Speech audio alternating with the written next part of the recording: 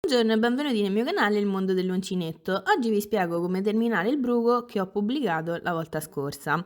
Allora, come vi ho anticipato nella prima parte della spiegazione, sono andata avanti con la lavorazione, ho realizzato le varie sfere che andranno a comporre il corpo, le ho realizzate seguendo lo stesso schema della faccia, l'unica differenza è che non le ho decorate e in particolare ne ho realizzate 4 azzurre e 3 marroni, perché il nome che andrò ad utilizzare è Tommaso ed è composto da 7 lettere, quindi ho realizzato 7 sfere, ma voi potete decidere di realizzare il numero di sfere che più preferite. Allora, adesso vi voglio far vedere una cosa. Come vi avevo anticipato anche nella prima parte del tutorial, lo schema per realizzare le varie sfere sia del corpo che della faccia è sempre lo stesso, ma cosa cambia? Vedete qui ho il cerchio magico, ossia la parte iniziale della sfera, e per quanto riguarda il corpo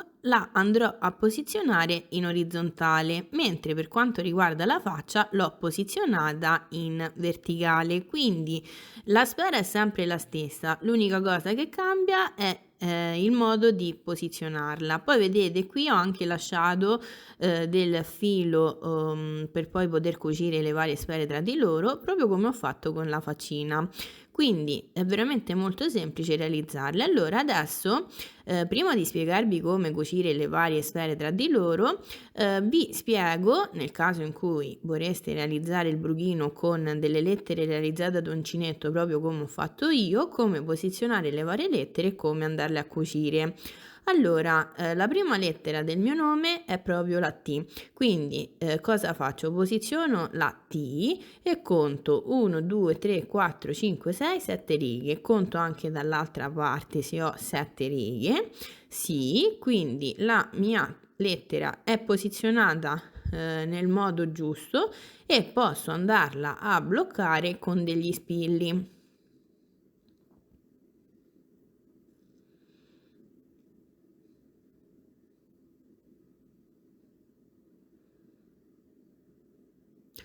Una volta bloccata la parte alta, blocco anche la parte bassa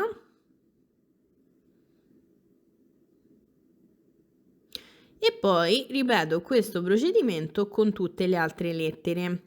Ma prima di andare avanti cosa faccio? Prendo la mia sfera, la posiziono su un piano orizzontale e controllo di aver messo bene la mia lettera in modo tale da farla vedere bene, perché mi raccomando dovete tenere in considerazione il fatto che sopra andrà posizionata la testa, mentre sotto andranno cucite le zampine, quindi la lettera deve essere cucita in modo tale da non dar fastidio a nessuna delle due parti.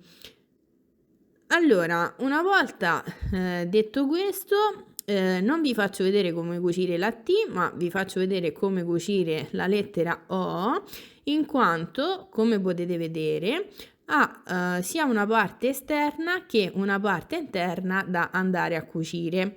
Quindi ho deciso di farvi vedere questa lettera in modo tale da darvi una spiegazione il più completa possibile. Quindi prendo l'altra sfera, nel mio caso marrone perché ho deciso di mettere una sfera azzurra e una sfera marrone, e proprio come ho fatto prima posiziono la mia lettera. Mi aiuto proprio con la sfera precedente in modo tale da mettere le lettere tutte alla stessa altezza.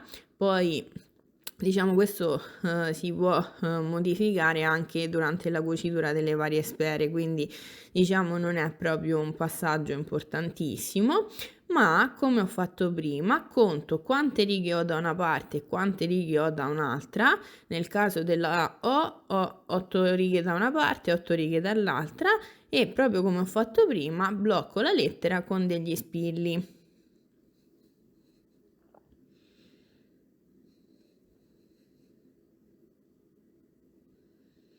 Adesso, prima di spiegarvi come cucire la lettera, vado a posizionare tutte le altre lettere sulle altre sfere in modo tale da, come vi ho detto prima, regolarmi e vedere più o meno a quale altezza devo posizionare tutte le lettere. Poi, una volta fatto questo, vi spiegherò come cucire le varie parti. Allora, ho posizionato tutte le mie lettere e questa posizione adesso va bene, quindi adesso vi spiego come cucire. Prima la parte esterna e poi la parte interna. Con questo metodo poi potete cucire qualsiasi lettera, sia che abbia solo la parte esterna da cucire, sia che abbia tutte e due le parti, proprio come nel caso della O. Quindi, come potete vedere, ho lasciato tanto filo nella parte della chiusura della lettera. Adesso qui vado ad inserire il mio ago e poi cosa faccio? Allora, parto proprio da qui dove ho tagliato il filo ed entro nel primo punto disponibile della lettera O.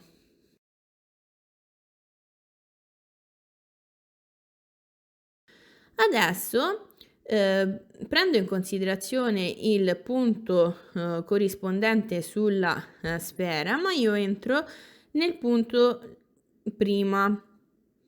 Prendo soltanto una solina del punto basso e faccio passare il filo. Perché ho preso il punto prima, non il punto corrispondente? Perché così in questo modo non si vede alcun filo della cucitura. Quindi adesso cosa faccio? Entro nel punto successivo sulla sfera, prendo sempre soltanto una solina del punto, poi entro nel punto corrispondente sulla letterina e anche in questo caso tiro il filo e stringo bene il tutto.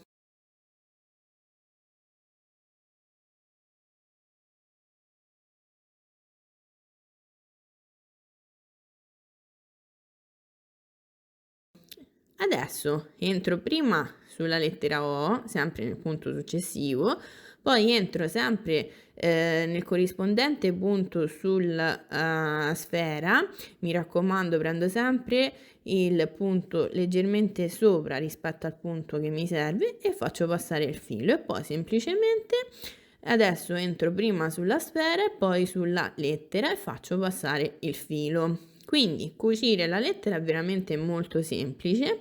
L'importante è entrare prima una volta dalla lettera e uscire sulla sfera, mi raccomando prendendo soltanto una solina dei vari punti bassi e poi entrare prima sulla sfera e poi sulla lettera. E come vi dicevo, l'importante è anche non entrare proprio nel punto dove vogliamo cucire la lettera, ma entrare leggermente indietro in modo tale poi da non far vedere i fili della cucitura. Quindi semplicemente ripeto sempre lo stesso passaggio e cucio tutto il resto del bordo esterno.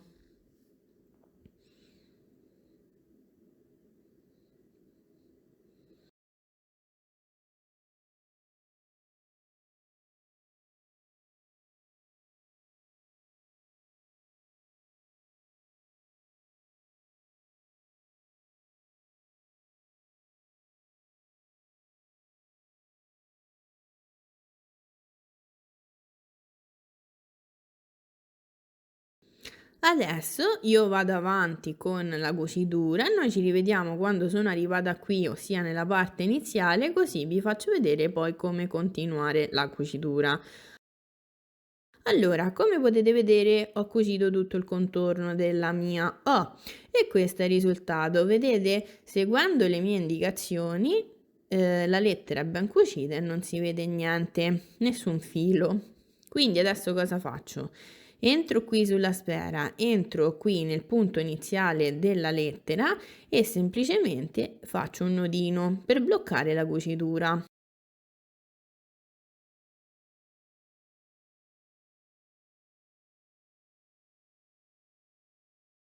Adesso rientro in questo stesso identico punto ed esco nella parte interna della lettera, così.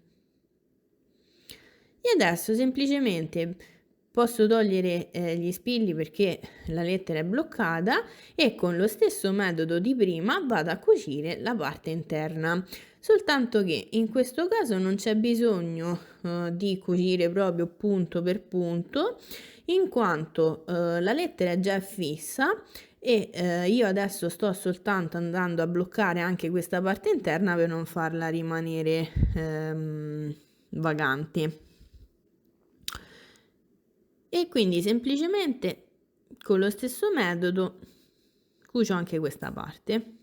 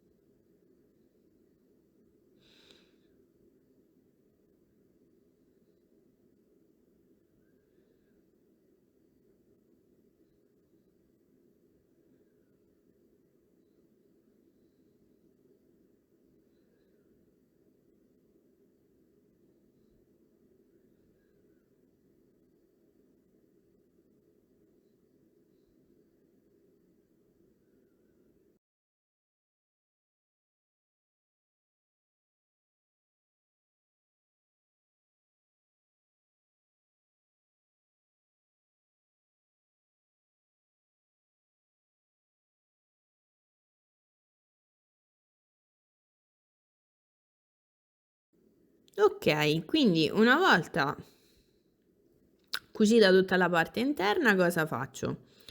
Ritorno al punto di partenza, quindi qui,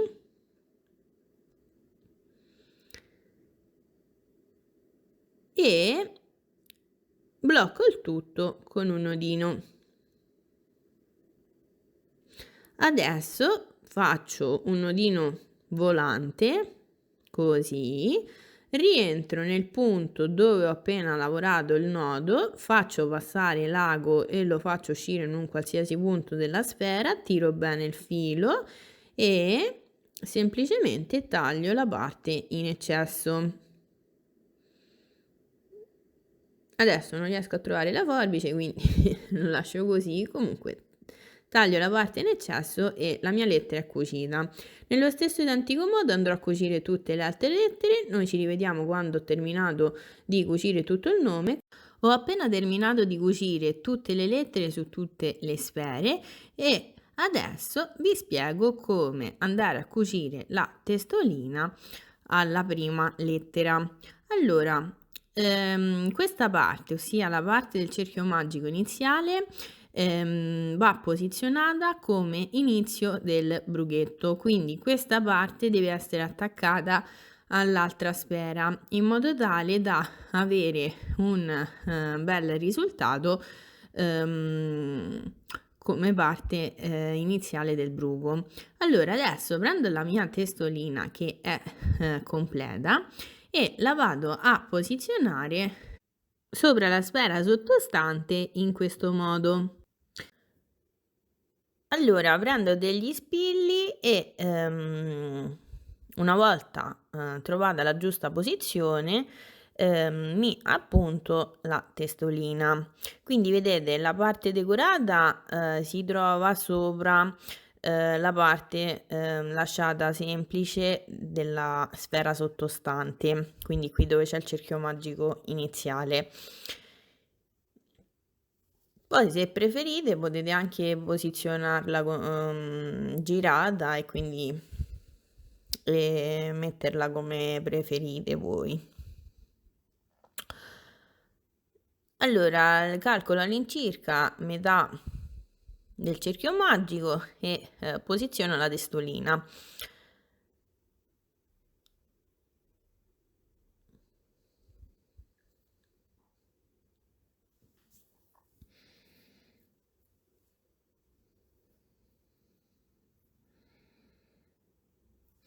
Ok, una volta appuntata la testolina, vi consiglio di appoggiare il tutto su un piano e vedere se in questo modo la testolina è posizionata bene.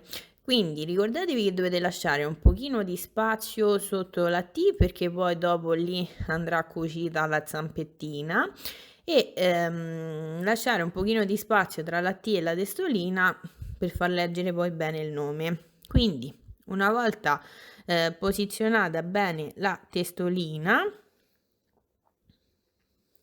poi se avete bisogno potete mettere più di uno spillo per mantenerla ferma.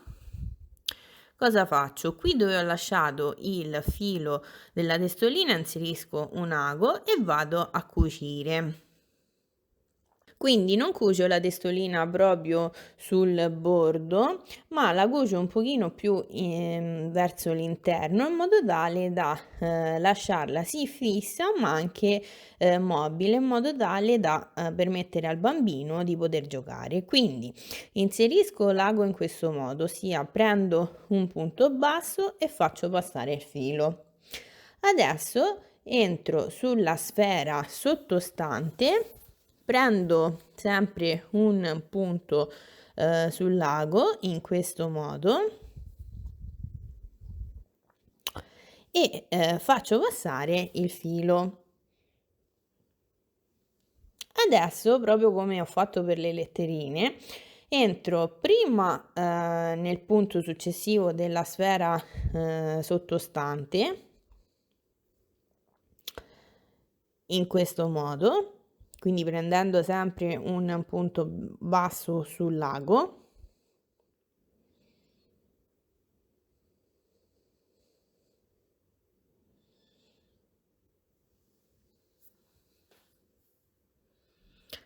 E adesso entro sulla testolina, quindi nel punto corrispondente, sempre nello stesso modo.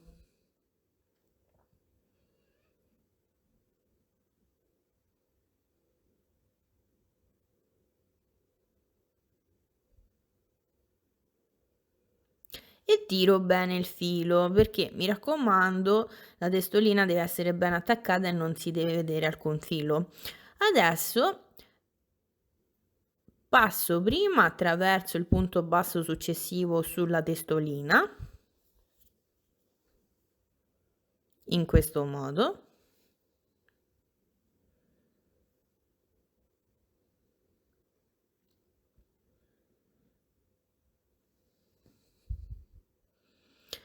Dopo entro sulla sfera sottostante prendendo il punto corrispondente e faccio passare sempre l'ago.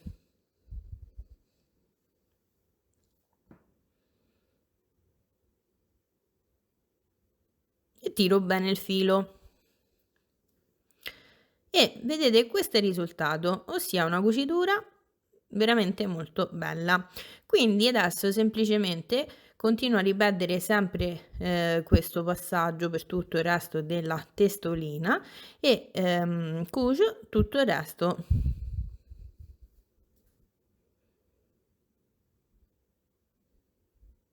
Quindi l'importante è passare una volta sulla sfera sottostante e poi entrare sulla testolina, proprio come sto facendo adesso, e una volta passare sulla testolina e poi sulla sfera sottostante. Io adesso vado avanti con la cucitura, noi ci rivediamo qui all'inizio, fine, per vedere come terminare questa cucitura.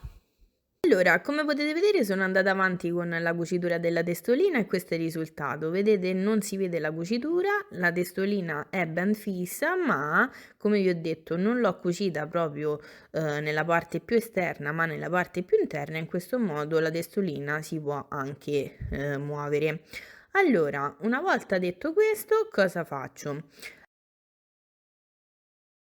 Vedete qui dove sono appena arrivata, ossia nell'ultimo punto disponibile da cucire. E adesso cosa faccio? Entro nel punto successivo, che è anche il punto da dove ho iniziato la cucitura, e vedete in questo modo prendo le due alettine del punto basso e faccio un nodino.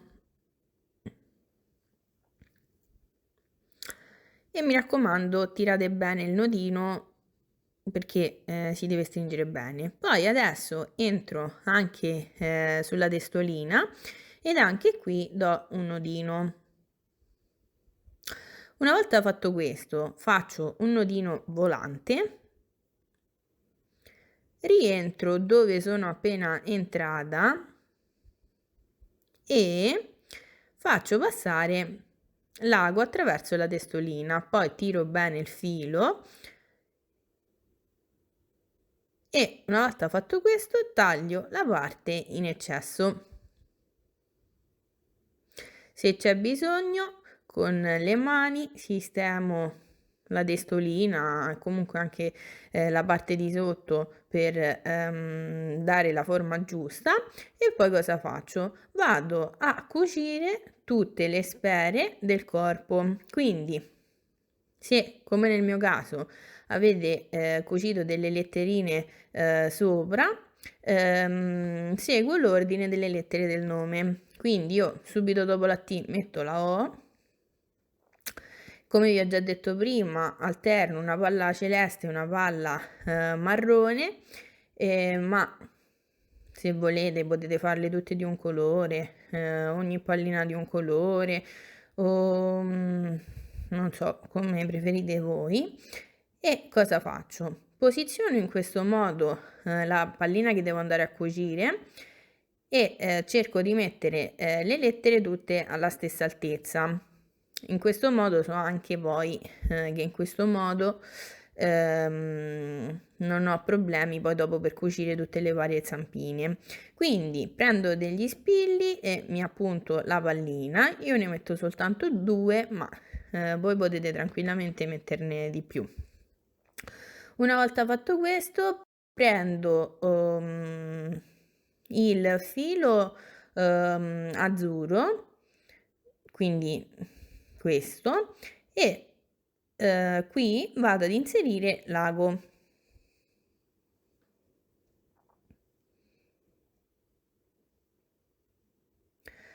Adesso con la stessa tecnica con cui ho cucito la testolina vado a cucire le due sfere. Ve la faccio vedere un'altra volta, così se magari non si è visto bene prima potete vedere meglio adesso. Quindi cosa faccio? Entro qui su un punto basso della sfera celeste. Quindi prendo proprio il punto basso sul lago e faccio passare il filo.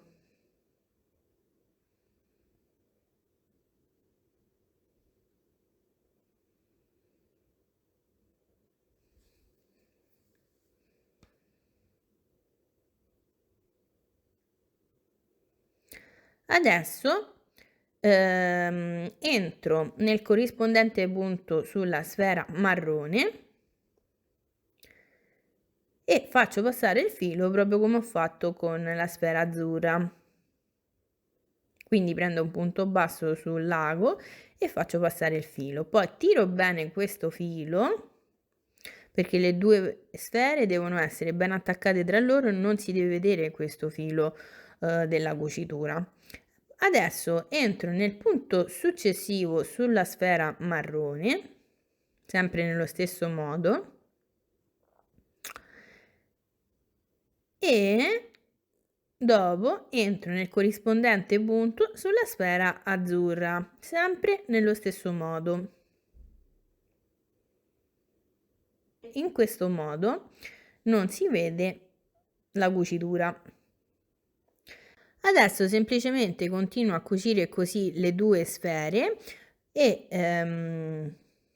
una volta arrivata alla fine la blocco proprio come ho fatto con la testolina. Quindi una volta entro su un punto basso della sfera azzurra faccio un nodino, una volta entro sulla sfera marrone faccio un nodino, poi faccio un nodino volante, entro all'interno di una delle due sfere, faccio passare il filo, tiro bene e poi taglio il filo. Nello stesso identico modo andrò a cucire tutte le altre sfere. La sfera finale, nel mio caso è sempre una O, la andrò a cucire in questo modo, ossia questa parte dove ho il filo tagliato la cucio all'ultima sfera disponibile, mentre questa parte dove ho il cerchio magico iniziale che è bella rifinita la metto come parte finale in modo tale da avere una bella visione sia davanti del brughetto e sia nella parte finale del brughetto. Poi se per esempio questo filo che abbiamo lasciato per cucire non vi dovesse servire perché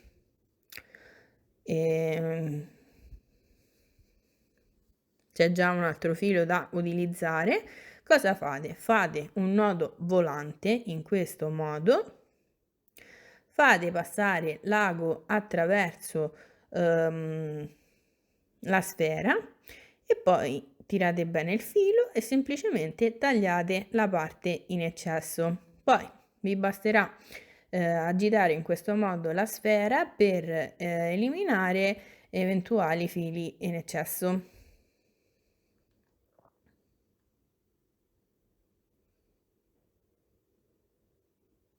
Quindi una volta detto questo potete vedere che cucire il bruco è veramente molto semplice, ci vuole soltanto molta pazienza e anche un pochino di tempo perché è un lavoro abbastanza lungo da fare, ma devo dire che poi alla fine il risultato è veramente molto bello. Io adesso vado avanti a cucire tutte le sfere e noi ci rivediamo tra un po' per vedere come lavorare le zampine del brughetto.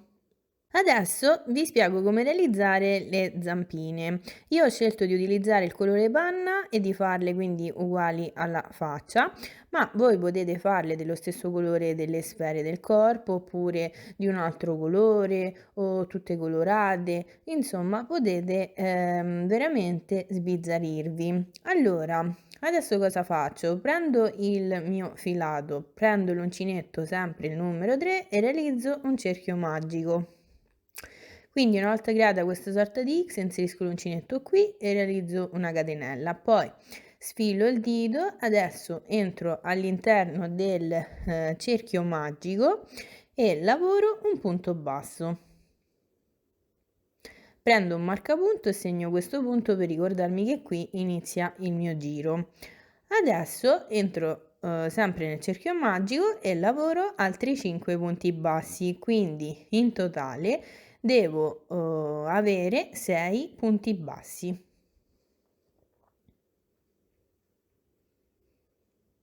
Una volta lavorati i 6 punti bassi, chiudo completamente il cerchio magico, tolgo un marcapunto, metto questo filo in orizzontale per nasconderlo, entro qui dove ho il marcapunto e continuando a lavorare a spirale lavoro un punto basso. Adesso prendo un marcapunto e segno questo punto per ricordarmi che qui inizia il mio nuovo giro. Poi rientro nello stesso identico punto e lavoro un secondo punto basso. In questo modo ho lavorato un aumento. Adesso entro nel punto successivo e lavoro un aumento, ossia 2 punti bassi nello stesso punto. Entro nel punto successivo e lavoro un aumento. E semplicemente continuo a lavorare per ogni punto sottostante un aumento, quindi se ad inizio giro avevo un totale di 6 punti bassi, alla fine di questo giro dovrò avere un totale di 12 punti bassi. Noi ci vediamo tra un po'. Allora, come potete vedere, sono andata avanti con i miei aumenti e adesso cosa faccio? Tolgo un marcapunto, entro qui dove ho il marcapunto e lavoro un punto basso, poi prendo un marcapunto e segno questo punto. Adesso entro nel punto successivo e lavoro un secondo punto basso. Punto successivo, lavoro un terzo punto basso. Punto successivo, lavoro un quarto punto basso. Punto successivo, lavoro un quinto punto basso. Quindi in totale ho lavorato 5 punti bassi. Adesso entro nel punto successivo e lavoro un aumento. E adesso ripeto questa sequenza per completare il giro, quindi entro nel punto successivo e lavoro un punto basso, punto successivo lavoro un secondo punto basso, punto successivo lavoro un terzo punto basso, punto successivo lavoro un quarto punto basso, punto successivo lavoro un quinto punto basso, punto successivo, ossia l'ultimo punto disponibile, lavoro un aumento. Mi raccomando, mano a mano spingete il lavoro in modo tale da avere il dritto del lavoro davanti a voi, altrimenti poi la zampina non viene bella. Allora adesso tolgo il marcapunto e qui dove ho il marcapunto lavoro un punto basso, poi prendo il marcapunto e segno questo punto per ricordarmi che qui inizia il mio nuovo giro. Entro nel punto successivo e lavoro un punto basso. Entro nel punto successivo e lavoro un punto basso. Entro nel punto successivo e lavoro un punto basso e semplicemente continuo a lavorare tutto il resto del giro punto su punto a punto basso. Una volta terminato il giro lavoro altri 2 giri di punto su punto a punto basso, quindi in totale devo lavorare, compreso il giro che vi ho appena fatto vedere, 3 giri di punto su punto a punto basso. Allora, come potete vedere, ho appena terminato di lavorare i miei 3 giri di punto su punto a punto basso e questo è il risultato. Adesso cosa faccio? Tolgo il marcapunto, entro qui dove ho il marcapunto e lavoro un punto bassissimo, catenella e taglio il filo. Ne lascio un pochino perché poi mi servirà per cucire la zampina. Allora, adesso cosa faccio? Prendo un pochino di ovatta e vado a riempire la mia zampina. Mi raccomando, non la riempite troppo, il giusto. Ok, la mia zampina è terminata, adesso nello stesso identico modo vado a realizzare altre 13 zampine perché andrò a mettere 2 zampine per ogni sfera del corpo, nel mio caso sono 7 sfere, quindi avrò un totale di 14 zampine. Voi regolatevi a seconda di quante sfere andrete a realizzare per il vostro brughetto. Adesso prendo il mio brughetto, che è tutto cucito, e vado a posizionare le zampine. Come mi regolo? Vedete qui ho la T, metto la zampina sotto la T e la vado ad appuntare con degli spilli, così. Poi prendo un'altra zampina, la posiziono qui dall'altro lato e vado ad appuntare anche questa zampina. Una volta fatto questo, poi cosa faccio? Appoggio il brughetto su una superficie piana e verifico se in questo modo il brughetto sta bene, quindi rimane in piedi, o c'è bisogno di spostare le zampine. Poi, prima di andare a cucire queste zampine, vi consiglio di posizionare tutte le altre in modo tale da regolare bene tutte le zampine e poi semplicemente utilizzando lo stesso metodo di cucitura delle antennine andrò a cucire tutte le zampine. Quindi questo passaggio non ve lo faccio vedere perché il metodo è sempre lo stesso e non voglio rendere il video troppo lungo o troppo noioso. Adesso metto un attimo da parte il brughetto e vi spiego come realizzare il pavillon. Allora, prendo il colore marrone perché ho deciso di realizzarlo marrone, ma voi potete prendere il colore che preferite.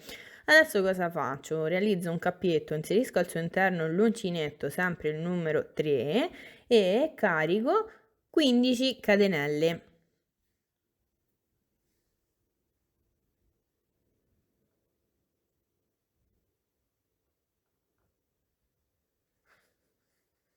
Una volta lavorate le mie 15 catenelle, cosa faccio? Salto l'ultima catenella lavorata, entro nella catenella precedente e lavoro un punto basso. Poi se avete difficoltà a riconoscere i punti, qui vi consiglio di mettere un marcapunto. Adesso cosa faccio? Entro nel punto successivo e lavoro un punto basso. Entro nel punto successivo e lavoro un punto basso e semplicemente continuo a lavorare per ogni catenella un punto basso. Quindi a fine giro dovrò avere un totale di 14 punti bassi.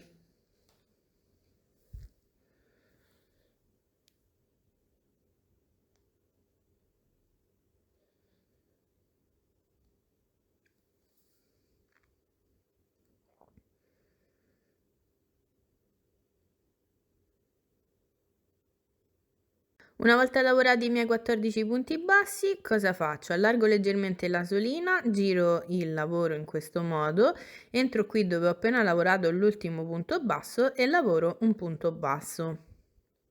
Entro nel punto successivo e lavoro un punto basso.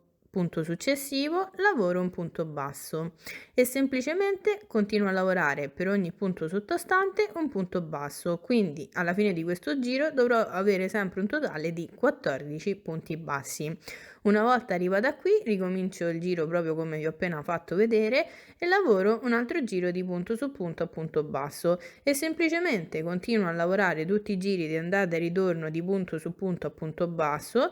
Dovrò sempre avere un totale di 14 punti bassi fino ad arrivare ad un totale di 8 giri, compresi i 2 giri che vi ho appena fatto vedere. Noi ci rivediamo tra un po' per vedere come completare il pavillon. Allora, come potete vedere, sono andata avanti con la lavorazione, ho lavorato i miei 8 giri di punto su punto a punto basso e questo è il risultato. Adesso vado a ripassare tutto il rettangolo e cosa faccio? Mi alzo con una catenella,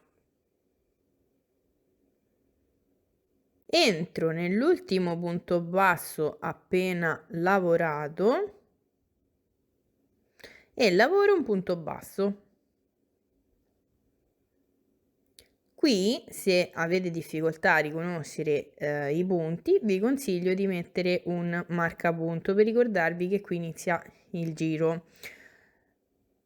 Adesso lavoro una catenella, rientro nello stesso identico punto dove ho lavorato il punto basso e lavoro un punto basso. E in questo modo ho lavorato l'angolo. Adesso cosa faccio? Entro qui dove c'è la riga precedente e lavoro un punto basso. Entro qui dove c'è la riga precedente e lavoro un punto basso. E semplicemente continuo a lavorare un punto basso per ogni riga lavorata.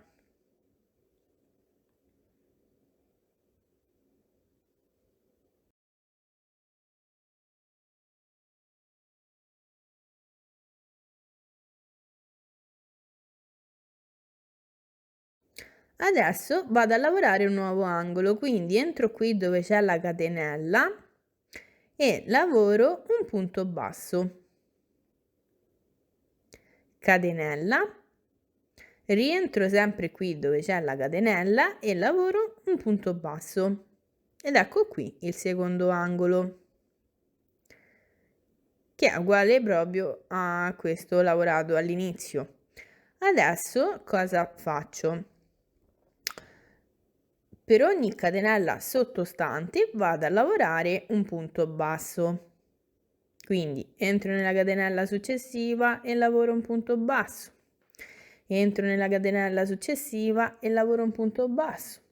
Entro nella catenella successiva e lavoro un punto basso e semplicemente continuo a lavorare così fino ad arrivare al penultimo punto della riga.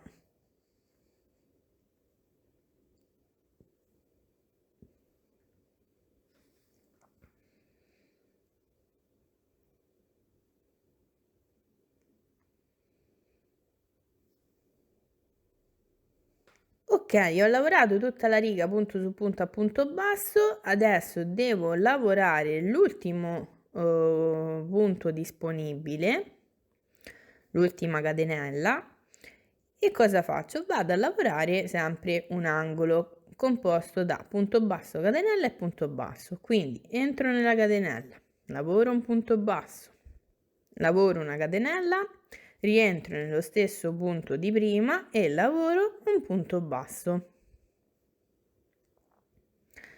Adesso metto il filo iniziale in orizzontale per andarla a nascondere e proprio come ho fatto dall'altro lato, per ogni riga lavorata lavoro un punto basso fino ad arrivare alla fine delle righe.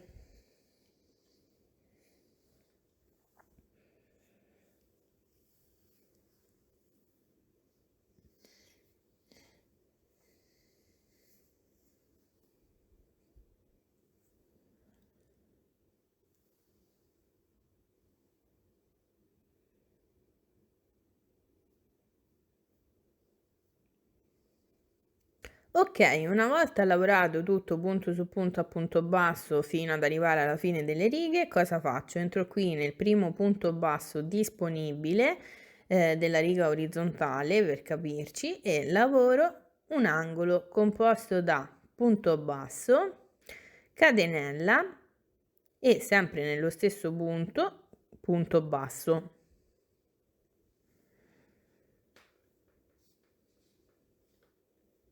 Adesso semplicemente continuo a lavorare punto su punto a punto basso fino ad arrivare alla fine della riga e quindi arrivare all'angolo iniziale.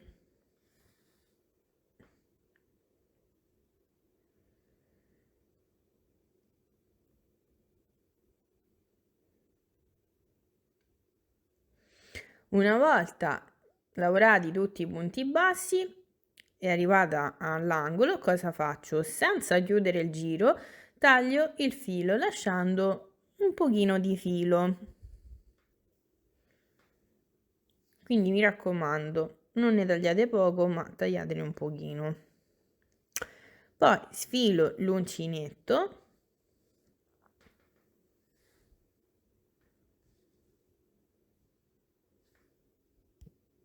e dove ho appena tagliato il filo inserisco un ago.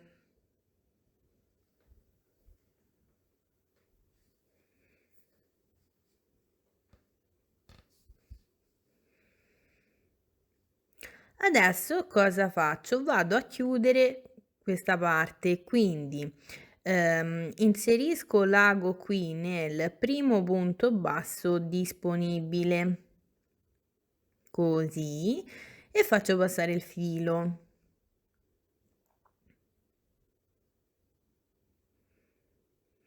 Adesso tiro bene il filo, vedete? L'angolo è tornato dentro e non c'è più nessun difetto. Cosa faccio? Entro qui nel centro del punto dove ho appena tagliato il filo.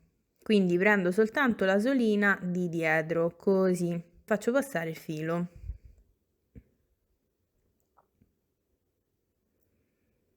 E tiro bene il filo in modo tale da ottenere più o meno la stessa grandezza degli altri punti. Adesso entro qui in questa asolina e faccio un nodino.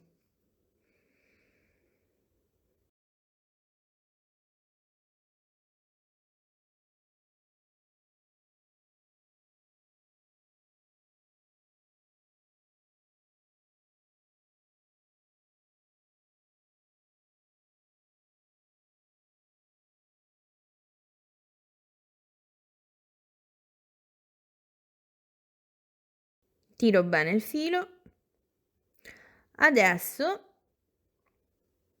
ho chiuso tutto. Cosa faccio? Giro il lavoro in modo tale da avere il rovescio davanti a me e conto quanti punti ho in totale da un angolo a un altro e faccio questo numero di punti diviso 2 in modo tale da ottenere una metà perfetta.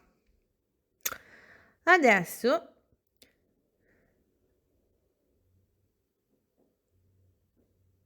considerando che i primi due punti non vanno considerati, faccio camminare il mio ago attraverso le varie soline dei punti bassi appena lavorati per 5 punti bassi. Quindi una volta fatto questo, tiro fuori l'ago e faccio passare tutto il filo. Adesso cosa faccio? Vado a creare una sorta di imbastitura per poi far arricciare il pavillon in questo modo. Che carino. Quindi cosa faccio? Sempre sul rovescio del lavoro inserisco l'ago nella prima riga di punto basso e lo faccio uscire dall'altro lato. Adesso, partendo dalla dritta, entro nella riga sottostante, faccio uscire l'ago dall'altro lato. Adesso entro dal rovescio del lavoro nella riga sottostante, quindi vedete, semplicemente entro in ogni riga passando una volta dal dritto e una volta dal rovescio del lavoro. L'importante è mantenere sempre la stessa diciamo riga verticale, in modo tale da ottenere una imbastitura tutta uguale.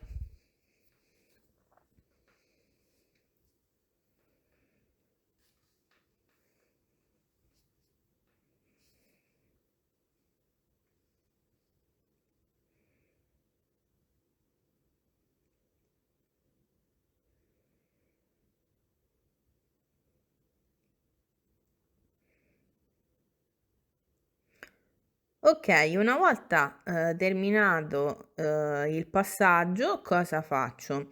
Tiro questo filo così, vedete, il pavillon si arriccia. Poi, siccome ho fatto passare il filo attraverso i vari punti bassi qui all'inizio, ogni tanto dovete tirarli in modo tale da non far arricciare il filo fatto passare da lì. Quindi una volta fatto questo, una volta tirato bene il filo, sistemo qui come vi ho detto prima, poi prendo l'ago, lo faccio passare in questo modo, ok, sistemo bene qui e faccio passare il filo. Ok, una volta fatto questo, vedete adesso anche se tiro il filo la parte dove ho nascosto il filo non si arriccia più. Cosa faccio? Con il filo della cucitura vado a girare intorno alla parte in cui ho fatto questa sorta di imbastitura per un po' di volte fino ad ottenere questo risultato. Poi cosa faccio? Giro il lavoro dal rovescio del lavoro, inserisco l'ago all'interno di alcuni punti e vado a bloccare il tutto con un nodino.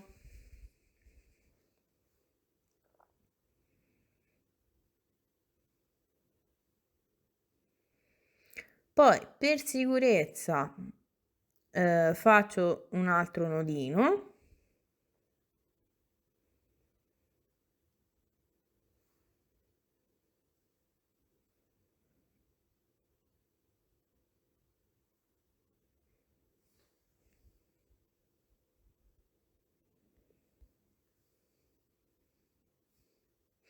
Tiro bene i vari fili, per sicurezza ne faccio anche un terzo qui sotto.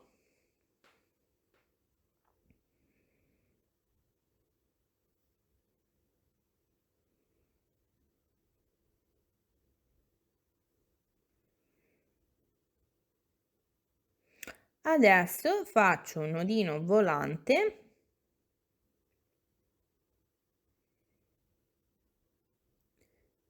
e inserisco l'ago in questo modo,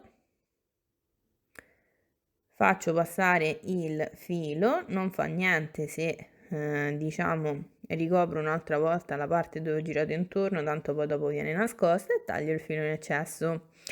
Ed ecco qui il risultato. Adesso taglio gli eventuali fili in eccesso e guardate che carino il papillon. Allora adesso, come vi stavo dicendo prima, questa parte la vado a coprire con un giro di punto basso perché altrimenti rimane brutta. Quindi ho deciso di dare un tocco di colore con il celeste.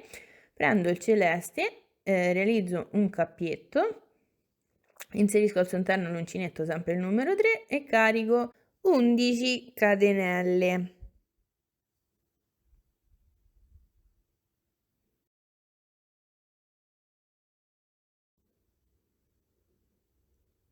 Una volta lavorate le 11 catenelle, l'ultima catenella entro in quella prima e lavoro un punto basso, entro nel punto successivo e lavoro un punto successivo, punto basso e semplicemente continuo a lavorare tutto il resto della catenella punto su punto a punto basso. Devo avere un totale di 10 punti bassi.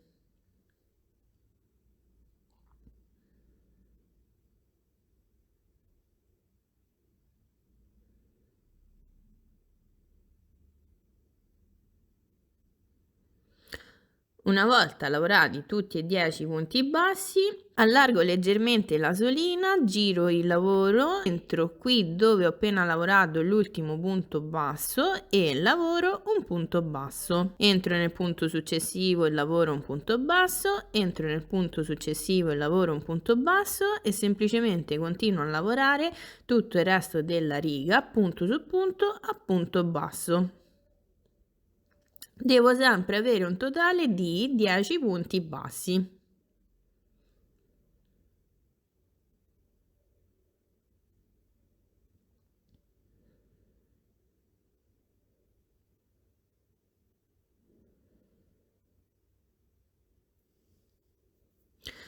Una volta terminato questo giro, provo questa striscia sul pavillon per vedere se in questo modo copro tutta la parte diciamo brutta del pavillon e una volta appurato questo lavoro una catenella e taglio il filo. Ne taglio un pochino perché poi utilizzerò questo filo per cucire questa parte al pavillon e poi per cucire il pavillon sul brughetto. Quindi una volta fatto questo scelgo la parte che mi piace di più, giro il lavoro da rovescio e con l'aiuto di un uncinetto vado a nascondere questo filo. Quindi mi raccomando, scelgo la parte che mi piace di più, giro il lavoro da rovescio, entro in alcune asoline e faccio passare il filo. Non c'è bisogno di nasconderlo proprio alla perfezione perché tanto questa parte poi va cucita e quindi non si vede niente.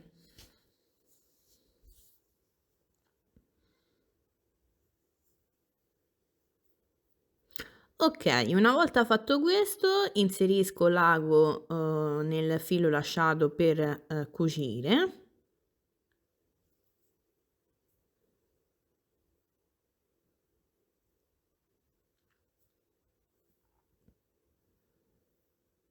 Adesso prendo la fascia azzurra, prendo il pavillon, posiziono la fascia azzurra sul pavillon e vado a bloccare questa parte di dietro. Quindi cosa faccio? Inserisco l'ago prima in un punto della fascia azzurra, poi in un punto del pavillon, quindi sulla parte marrone, e poi entro nel corrispondente punto dell'altro lato della fascia azzurra e faccio passare il filo così. Adesso entro nel punto successivo della fascia azzurra, entro in un punto della parte marrone, entro nel corrispondente punto dall'altro lato della fascia azzurra e faccio passare il filo. Adesso ripeto lo stesso passaggio anche per il punto successivo.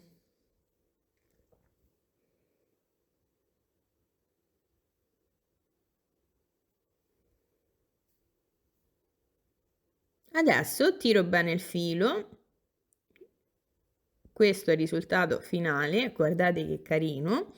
E adesso cosa faccio? Vado a bloccare bene questa cucitura, quindi entro un'ultima volta, prima sulla fascia azzurra e poi sul pavillon marrone e faccio passare il filo, tiro bene e adesso vado a ripassare tutta questa parte effettuando dei nodini in modo tale da bloccare bene tutta la cucitura.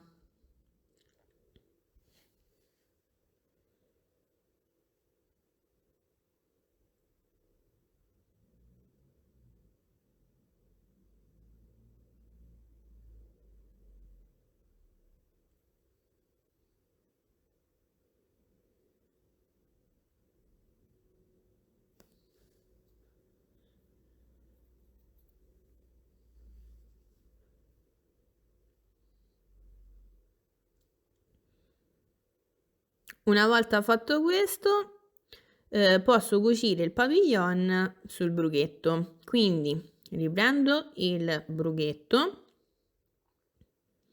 posiziono il pavillon dove preferisco e lo vado a cucire. Utilizzo sempre la stessa tecnica delle antennine, soltanto che questa volta faccio passare il filo dietro al pavillon, altrimenti poi si vede tutta la cucitura. Quindi vi faccio vedere i primi passaggi. E cosa faccio? Entro sempre in un'asolina o più asoline del punto basso della sfera azzurra e faccio passare il filo.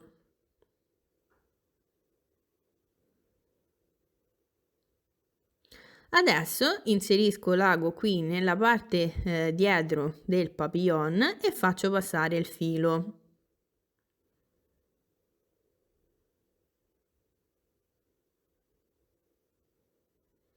Vedete, in questo modo vado a fissare il papillon, ma non si vede niente. Adesso entro sempre passando prima per il papillon nella parte centrale e poi entro sulla sfera azzurra prendendo sempre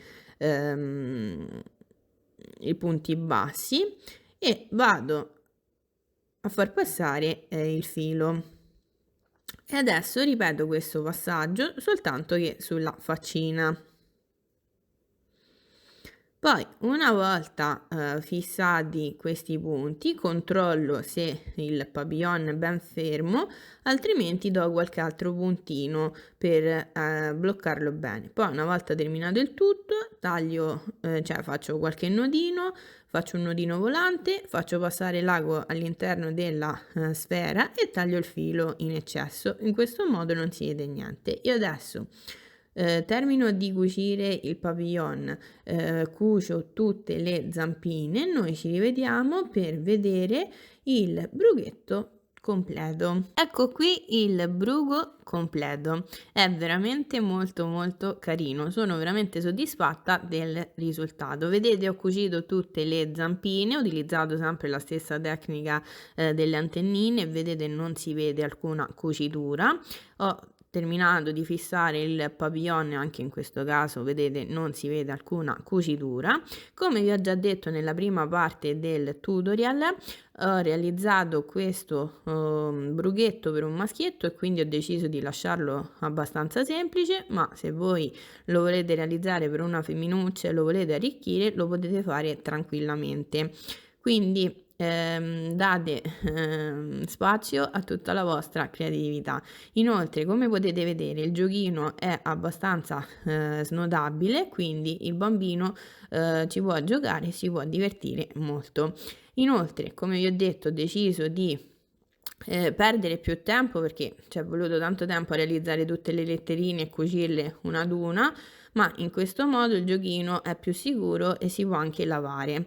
Allora adesso vi dico con esattezza con il mio numero di sfere, ossia 7, con il codone similfiocco, quanto misura il brughetto. Ho una lunghezza totale di circa 35-36 cm, quindi è anche un brughetto abbastanza grande. Allora, come vi ho detto anche nell'altra parte del video, potete veramente sbizzarrirvi in quanto potete utilizzare tutti i colori che preferite per realizzare il bruco, potete utilizzare anche degli avanzi di cotone, fare tutte le sfere colorate, mettere le zampine dello stesso colore delle sfere o magari cambiare colore anche per le zampine.